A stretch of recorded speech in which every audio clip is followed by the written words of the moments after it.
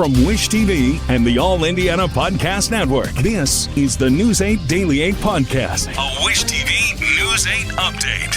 Hi, this is Hannah Mordeau, and this is your News 8 Daily for Tuesday, January 13th. Not a bad start outside. Honestly, yesterday was pretty nice. We had some sunshine. Today is going to have more clouds out there. Possible light showers later on tonight. The high will be around 50 degrees, though, and colder air comes tomorrow.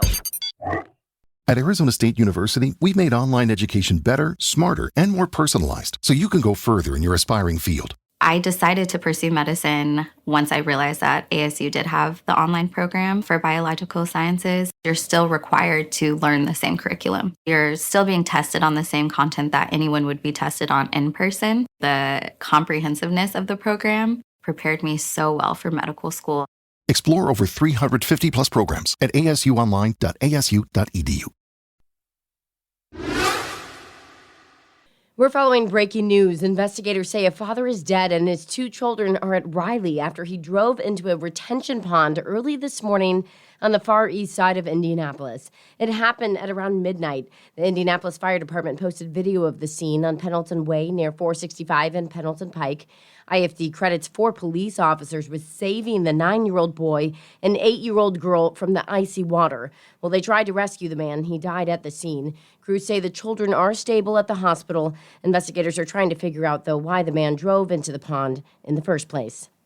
Marion County Sheriff Kerry Forrestal says that he will no longer hold Immigration and Customs Enforcement detainees longer than 48 hours. He says it's leading to overcrowding at the county jail and straining their budget.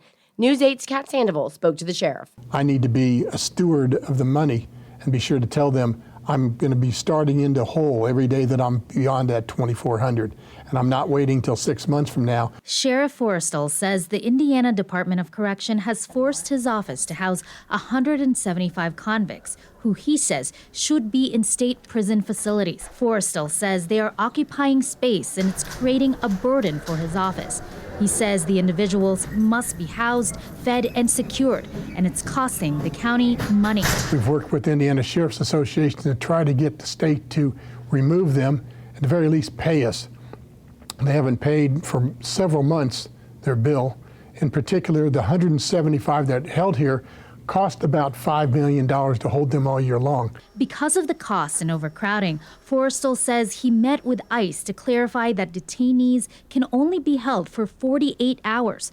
Forrestal says ICE understood, and Forrestal says space is needed to house convicted local offenders. We have to have space to hold them. I can't tell the judges no and not do my part, and that means the state needs to do their part. Forrestal says ICE is working with his office to ensure detainees won't stay more than 48 hours. And as of now, they currently have 34 ICE detainees. As for state convicts, I'm waiting to hear back from the Department of Corrections. I'm Kat Sandoval with Wish TV, wishtv.com. State of Minnesota and the Twin Cities of Minneapolis and St. Paul are suing the Department of Homeland Security, challenging the surge of ICE agents there.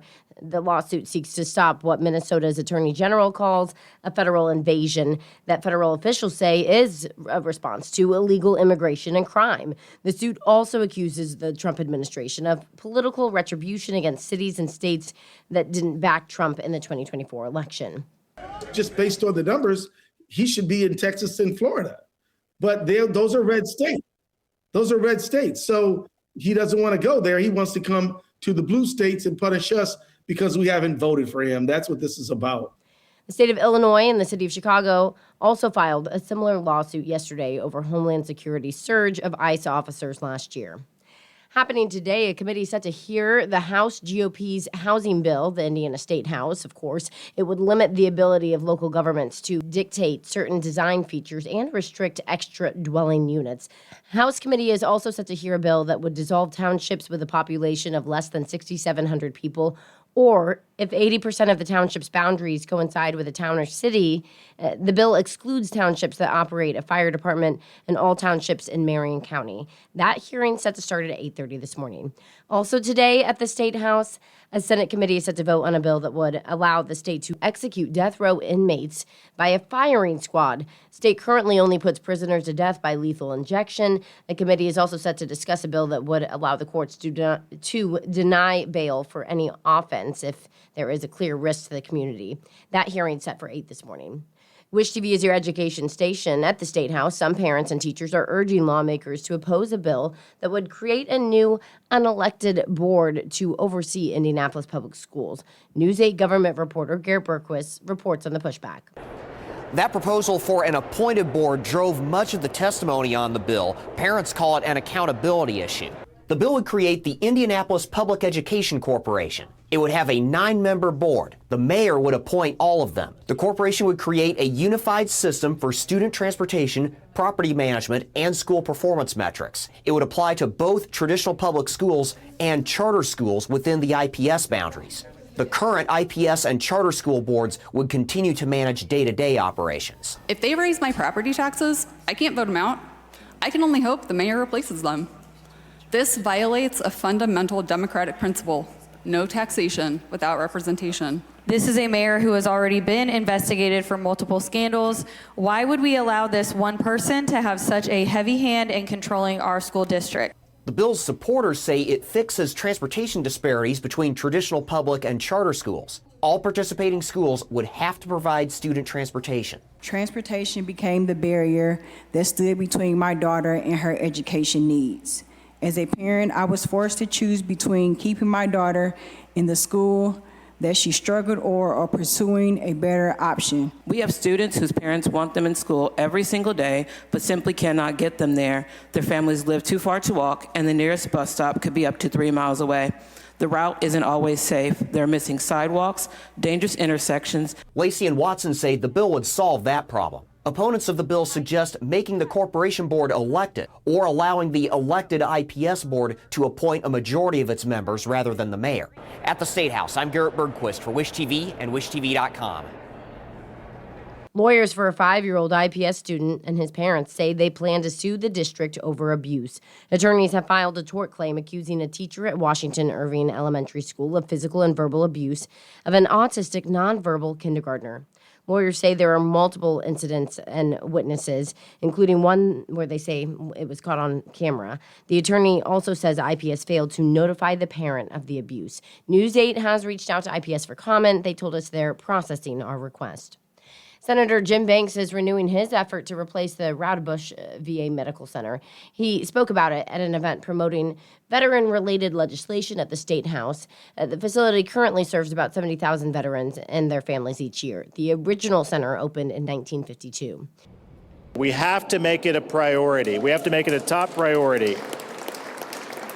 Our veterans deserve world-class facilities, and I'm going to fight to make sure that in Indiana they get them when we replace this old hospital with a brand new hospital to serve our veterans in Indiana.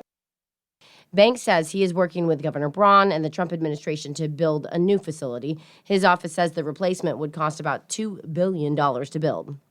The Trump administration's criminal investigation of Federal Reserve Chair Jerome Powell appears to be emboldening defenders of the U.S. Central Bank who are pushing back against President Donald Trump's efforts to exert more control over the Fed. The criminal investigation, the first of its kind for a sitting Fed chair, sparked an unusually robust response from Powell and a full-throated defense from 3 former Fed chairs, a group of top economic officials, and even Republican senators tasked with voting on Trump's eventual pick to replace Powell as Fed chair when his term ends in May. Notre Dame's football coach Marcus Freeman will not face battery charges after an incident at a Mishawaka high school. Freeman was accused of pushing an assistant wrestling coach at a tournament on January 3rd. Notre Dame Athletics says that Freeman's son was being verbally accosted by the assistant coach, and Freeman was removing his son from that situation. St. Joseph County prosecutors say that security video of the incident does not support claims of battery. We are less than a week away from the biggest football game in IU history. The Hoosiers were back on the practice field yesterday ahead of Monday's national championship game against Miami. Despite trying to make history, Coach Curt Cignetti says his message to the players is that this is just the next game on the schedule. This week is no different than any other week. We have to be on point. We have to stack meetings, practices, and go in totally prepared. But then you got to put it on the field, against a great opponent. Coach Cignetti also landed 2 more high-profile players from the transfer portal yesterday. All Big Ten defensive back A.J. Harris will join the Hoosiers next season. He's coming from Penn State. IU also got a commitment from former Alabama and Tulane wide receiver Shaz Preston. Mattel is launching its first Barbie with autism. The company says its latest doll is meant to depict someone who has autism. The company says the new Barbie has her eyes shifted slightly to show how some people with autism avoid eye contact. She also has movable elbows and wrists to acknowledge stimming, movements some people with autism make when showing they're excited or processing information. Barbie also comes with headphones to show the need to reduce sensory overload and a tablet for those who struggle with speech. The Barbie is available at Target now and is expected to be at Walmart stores in March. This has been your News 8 Daily from Wish TV. I'm Hannah Mordeau. Watch us on Wish TV and wishtv.com.